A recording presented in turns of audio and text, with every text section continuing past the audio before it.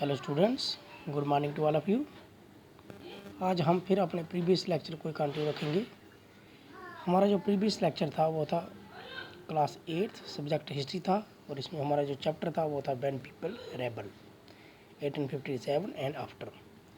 इसमें हमने पढ़ा था कि कब हिंदुस्तान के लोगों ने ब्रिटिश गवर्नमेंट के ख़िलाफ़ रेबल किया था 1857 में पहली बार, और उसके बाद क्या हुआ था उस रेबेलियन के बाद। इसमें हमने मेन पॉइंट पढ़े थे। Nawab lose their power, the peasant and the sepoys, response to reform, a mutiny becomes a popular rebellion from Meerut to Delhi and the rebellion spread. और आज हम जो पॉइंट पढ़ने जा रहे हैं, the company fight back. Company ने फिर कैसे वापसी की, फाइट बैक कैसे की। Unnerved by the scale of upheaval, the company decided to repress the revolt with all its might. ये जो उथल पुथल हुई कंपनी के रोल के दौरान, जैसे कि इंडियन पीपल्स रिवोल्ट कर दिया, सिपाही ने रिवोल्ट किया, इससे कंपनी परेशान हो गई। तब कंपनी ने क्या डिसाइड किया कि इस रिवोल्ट को पूरी तरह से, वो पूरी पावर से किसको क्या कर देंगे, ख़त्म करेंगे, दबा देंगे। It brought reinforcement from England, passed laws so that the rebels could be convicted with ease, and then moved into the southern center of the revolt. अब इन्होंने क्या किया, कंपनी ने, कि इन्फोर्समेंट फ्रॉम इंग्लैंड से इनको मिली enforcement power.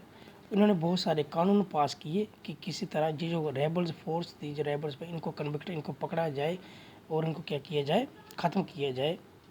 Delhi was recapture from the rebel forces in September 1857 में, और दिल्ली को 1857 में उन्होंने दोबारा अपने कब्जे में कर लिया कंपनी ने। The last Mughal emperor Bahadur Shah Zafar was tried in the court. जो बहादुर शाह जफर था उसको पकड़ लिया गया एंड कोर्ट में उसको सज़ा दी गई, और कोर्ट के मुताबिक उसको सज़ा कितनी दी गई, लाइफ इम्प्रिजनमेंट की।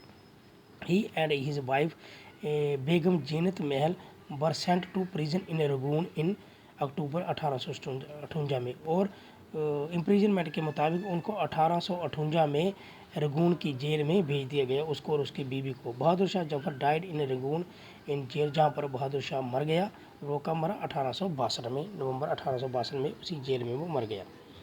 The recapture of Delhi how did not mean that the rebellion died down after that.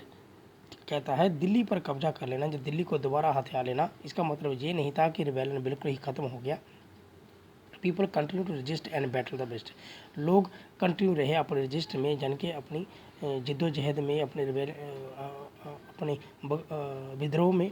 The British had to fight for 2 years to suppress the massive forces of popular rebellion. और बरतानियों को 2 साल लगे इन सबको ख़त्म करने में, सप्रेस करने में, इसको दबाने में, इस विद्रोह को दबाने में। Lucknow was taken in March 1858। Rani Lakshmibai was defeated and killed in 1858। Rani Lakshmibai को 1858 में मारा गया। A similar fate abated Rani Avantibai who after instant victory in Kheri chose to embrace death when surrounded by the British all side. कहता है जो रानी अवंतीबाई थी उसको भी चारों तरफ से घेर लिया गया और उसको मार दिया गया, एक जगह उसको घेर कर उसको मारा गया, ब्रिटानिया ने उसको मारा। Tantya Tope escaped to the jungle. जो तांत्या टोपे था, जो रानी लक्ष्मीबाई के साथ रहता था, वो भाग कर जंगलों में चला गया, और वहाँ पर उसने जंगलों में जाकर गुरिल्ला फाइट की अंग्रेज़ों के खिलाफ बहुत बार। मैनी ट्राइबल उनके साथ मिल गए, यानी कि ट्राइबल ग्रुप को उन्होंने साथ में मिलाया और गुरिल्ला फाइट अंग्रेज़ों के खिलाफ बहुत बार लड़ी। ही वाज कैप्चर, और क्या किया गया, 1859 में उसको भी पकड़ा गया और उसको मार दिया गया। Just as victorious against the British had earlier encourage rebellion, the defeat of the rebel forces encourage distraction. कहता है जैसे ही जिस तरह पहले उनकी विक्ट्री थी, जो हमारे सिपाही थे, कैसे उन्होंने वो रिवोल्ट किया था और एक विक्ट्री हासिल की थी, तो उससे क्या हो गया, जैसे ये सब पकड़े जाने लगे, जितने भी बड़े बड़े लीडर थे, जो बड़े बड़े, जो जैसे जैसे तांत्या टोपे था, रानी लक्ष्मीबाई थी, जो बड़े बड़े क्या थे, लीडर थे, तो जैसे ये मरने लगे, जो किंग्स जो मरने लगे, तो इससे लोगों को थोड़ी सी डिसर्टिफिकेशन हुई। डिसर्टिफिकेशन जन लोगों को क्या हुआ, लोग थोड़े सहम से गए।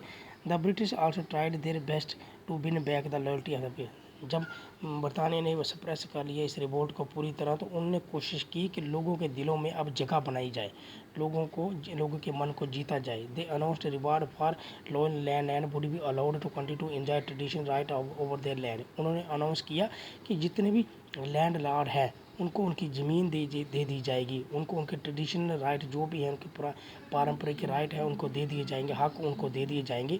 Those who had rebelled were told if they were submitted to British if they had not killed any white people. उन्होंने कहा कि अगर जितने भी ज़मींदार हैं या किसान हैं या जो रेबल फोर्सेस सिपाही हैं उनको छोड़ दिया जाएगा, मारा नहीं जाएगा, उनको उनकी ज़मीनें वापस दे दी जाएगी, उनको सारे हकूक़ उनके वापस दे दिए जाएंगे अगर वो क्या करेंगे, अगर वो वाइट पीपल को नहीं मारेंगे, बरतानिया के लोगों को नहीं मारेंगे। They would remain safe and right claim to have to be not to be denied. कहता है जो भी उनके हक़ में रहेगा, बरतानिया के हक़ में, उनको उनके पूरे राइट मिलेंगे, वो सेफ रहेंगे और उनका जो अधिकार जितना भी लैंड पर था उनको दोबारा मिल जाएगा। नेवरदलेस 100 ऑफ सिपाही rebels nawabs and Raja were tried and hanged. लेकिन फिर भी बहुत सारे राजाओं को, सिपाहियों को, नवाब्स को मारा गया और उनको फांसी पर लटकाया गया था। इसके बावजूद भी, ऐसा कहने के बावजूद भी। आफ्टरमाथ में हुआ, बाद में क्या हुआ था। The British has regained control of the country by the end of 1850, but they could not carry on ruling the land with the same policies anymore। कहता है कि 1859 में, बाय द एंड ऑफ 1859 जो सेंचुरी थी उसके and में बरतानिया ने पूरा कंट्रोल तो कर लिया, दोबारा रिवोल्ट को सप्रेस कर दिया और दोबारा हिंदुस्तान पर कब्जा कर लिया। लेकिन उसमें अब उन्होंने जो ज़मीन के मतलब कानून थे या पॉलिसी थी उनमें कुछ बदलाव लाया। वो क्या बदलाव थे हम नीचे पढ़ेंगे। फर्स्ट था, the British parliament passed a new act in 1857 and transfer the power of East India company the British colony in order to ensure a more responsible management of Indian affair. पहले यहाँ पर 1858 में उन्होंने कानून बनाया, एक law जो पास हुआ उसके पार्लियामेंट, उसके मुताबिक क्या हुआ कि पहले ईस्ट इंडिया कंपनी जहाँ पर हुकूमत करती थी, अब डायरेक्ट वहाँ इंग्लैंड की महारानी जहाँ पर हुकूमत करने लगी। अब डायरेक्ट उनकी इंटरफेयर जहाँ पर हो गया, वो डायरेक्ट उधर से हुकूमत करने लगे, डायरेक्ट यहाँ पर हुकूमत करने लगे।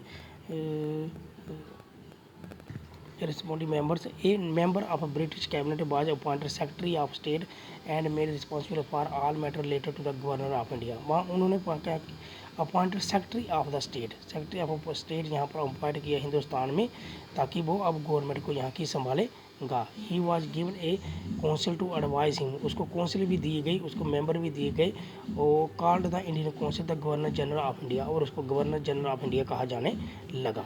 This is a person responsible of the crown. तो यानी कि उन्होंने डायरेक्ट कंट्रोल अब लाया यहाँ पर, इस पॉइंट में ये बताया है।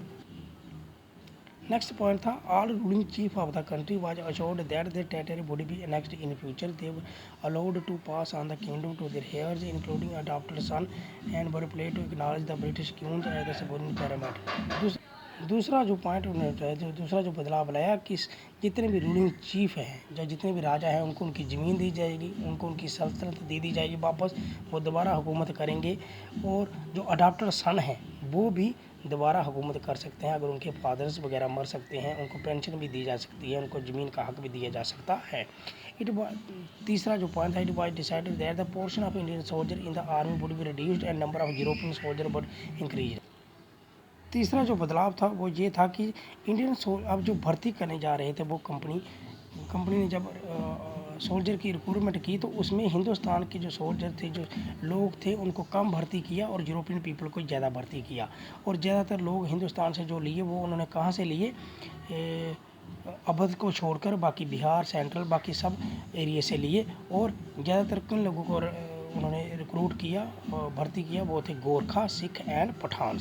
अब तीसरा पॉइंट जो था, जब the land and property of Muslim was confiscated and large scale and they were treated with suspicion hostility, the British believed that they were responsible for rebellion in a big way. जो मुस्लिमों की जो property थी, जो जायदाद थी, जितनी भी प्रॉपर्टी थी, उसको क्या कर दिया गया, जब्त कर दिया गया। और उनको क्या गया, उनको उनका अपमान किया जाने लगा मुस्लिमों का, क्योंकि अंग्रेज मानते थे कि इस रिबेलियन के पीछे सबसे बड़ा हाथ मुस्लिमों का ही है। चौथा पॉइंट जो था, but the British decided to respect the customary religion and social practice of in people of India. जो पाँचवें पॉइंट में उन्होंने लिखा कि जितने भी हिंदुस्तानियों को जो रिलीजन है, मजहब हैं, जो उनके कस्टम हैं, जो त्यौहार हैं, जो उनके रीति रिवाज हैं, उनकी कदर की जाएगी, उनको रिस्पेक्ट दी जाएगी। लास्ट पॉइंट में उन्होंने लिखा था, लास्ट पॉइंट जो बदलाव, जो पॉलिसी लाई, जब बदलाव उसमें लाया उन्होंने, वो ये था, policy were made to protect land and zamindar and give them security right over their, कि जो जितने भी लैंड लॉर्ड हैं और ज़मींदार हैं उनको, उनके लिए पॉलिसी बनाएगी ताकि वो अपनी ज़मीनों पर अपना हक जता सके। उनको उनके लिए कानून बनाए गए ताकि उनकी जो ज़मीन है वो उनको ही सिक्योर मिले, उनको ही मिले और सिक्योर रहे, उस पर कोई कब्जा नहीं कर पाएगा। तो इसमें बहुत सारे बदलाव इन्होंने लाए, लेकिन ये बदलाव इन्होंने लैंड के मुताबिक भी थे, लोगों के रिलीजियस के मुताबिक भी थे और रिक्रूटमेंट के मुताबिक भी थे। लेकिन ये बदलाव उन्होंने तब लाए जब 1857 का जो रिवोल्ट था उसको जब उन्होंने सप्रेस किया, तो लोगों के दिलों में अपनी जगह बनाने के लिए, लोगों में लॉयल्टी पैदा करने के लिए, लोगों को हक में लाने के लिए, तब उन्होंने कुछ रियायतें लोगों को दी ताकि लोग उनके हक में आए। राजों को भी दी, छोटे किसानों को भी दी, लैंडलॉर्ड को भी दी, ज़मींदारों को भी दी। तो ये इसलिए उन्होंने किया कि ताकि लोगों के दिलों में वो अपनी जगह दोबारा से बना सकें। Thus a new phase of history began after 1857, जिससे पता चलता है कि एक नया फेज 1857 की जो रिवोल्ट था उसके बाद शुरू हुआ था। तो डियर स्टूडेंट, आज के लिए इतना ही। तो ये लेसन आज कंप्लीट होता है, ये आज हमने पूरा कंप्लीट किया। नेक्स्ट वीडियो में हम इसके पढ़ेंगे, इसकी एक्सरसाइज पढ़ेंगे, एक्सरसाइज में इसके क्वेश्चन आंसर पढ़ेंगे। तब तक के लिए धन्यवाद।